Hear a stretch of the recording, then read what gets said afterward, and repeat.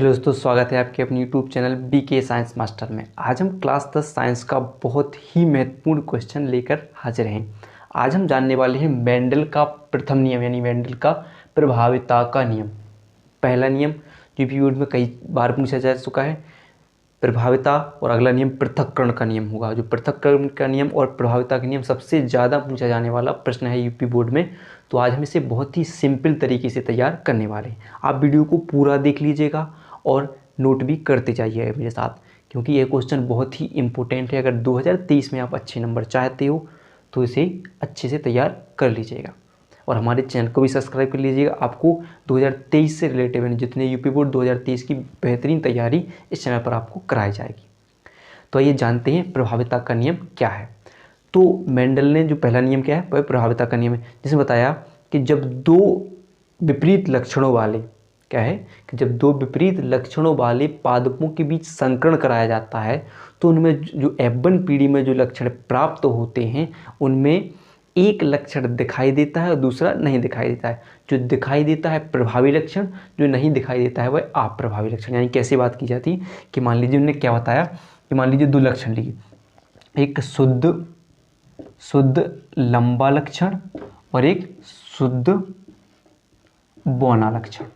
ठीक है, क्या लिया, दो विपरीत लक्षण। क्या लिखिए, जो मैंने क्या बताया कि जब दो विपरीत लक्षणों के बीच संकरण कराया, दो विपरीत लक्षण कौन से, मान लेते हैं एक शुद्ध लंबा और एक शुद्ध बौना पादप लेते हैं के बीच संकरण कराया गया। तो यानी शुद्ध लंबा क्या हो गया, मान लीजिए कैपिटल टी और ये क्या होगा स्मॉल टी और स्मॉल टी।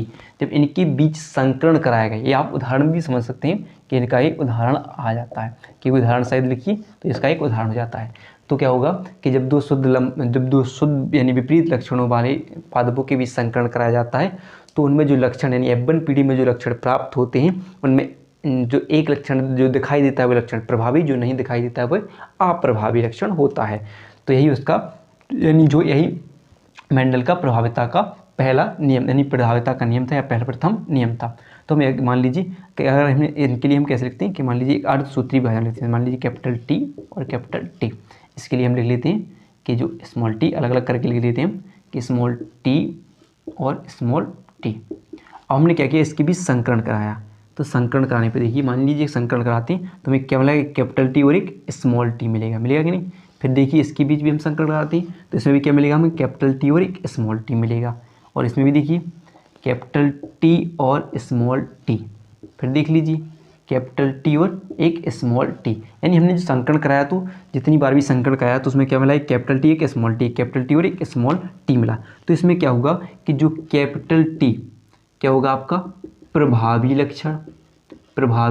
लक्षण यानी जो दिख रहा है, यानी जो लंबा, यानी इसकी बात करेंगे ये कैसे लक्षण प्राप्त हुई आपके लिए, संकर लंबे। कैसे, संकर लंबे लक्षण प्राप्त हुए। सब कैसे, संकर लंबे। तो इनमें जो कैपिटल टी आपको दिख रहा है तो जो लंबा लक्षण देखिए किसके बारे में बात कर रहे हैं इसमें, संकर लंबे। यानी लंबा लक्षण आपको दिख रहा है वो लक्षण क्या होगा, प्रभावी। और बौना लक्षण जो आपका छिपा हुआ है वो क्या कहलाएगा, अप्रभावी लक्षण कहलाएगा। क्या कहलाएगा, अप्रभावी लक्षण कहलाएगा। यानी और क्या हो गया, मेंडल का भी नियम करें कि मेंडल इस नियम के अनुसार यानी मेंडल के नियम के अनुसार प्रभाविता के प्रथम नियम के अनुसार, ये मेंडल की प्रथम नियम के अनुसार कि जब हम दो विपरीत लक्षणों वाले पादप के बीच संकरण कराते हैं तो F1 पीढ़ी में जो लक्षण प्राप्त होते हैं तो उनमें एक लक्षण दिखाई देता है वह लक्षण क्या कहलाता है, प्रभावी लक्षण। और दूसरा जो नहीं दिखाई देता है वो क्या कहलाता है, अप्रभावी लक्षण। तो इसमें क्या है कि संकर लंबे यानी कौन सा लक्षण दिखाई दे रहा है, लंबा लक्षण। तो जो दिखाई दे रहा है वह प्रभावी लक्षण, जो नहीं दिखाई दे रहा है वह अप्रभावी लक्षण है। तो मतलब उदाहरण के लिए कैसे लिखेंगे कि माना कि जब हम दो शुद्ध लंबे व शुद्ध बौने पादप के बीच संकरण कराते हैं तो हमें केवल कितने संकर लंबे पादप प्राप्त होते हैं जिनमें कैपिटल टी क्या होता है आपका प्रभावी लक्षण, स्मॉल टी क्या होता है अप्रभावी लक्षण होता है। यानी आप कैसे लिखेंगे कि इस नियम के अनुसार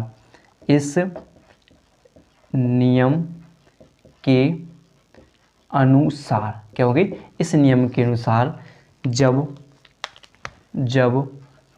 जब दो विपरीत, ठीक है, क्या होगा, विपरीत लक्षणों वाले पादपों के बीच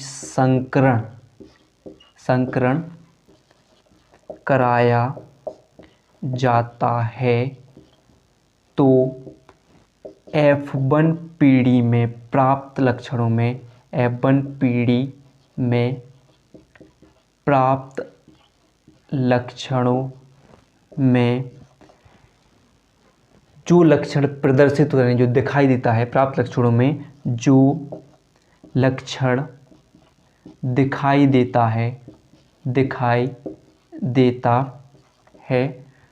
उसे प्रभावी तथा जो नहीं दिखाई देता यानी जो प्रदर्शित नहीं होता, यानी जो प्रदर्शित, मान लीजिए कह सकते हैं प्रदर्शित नहीं होता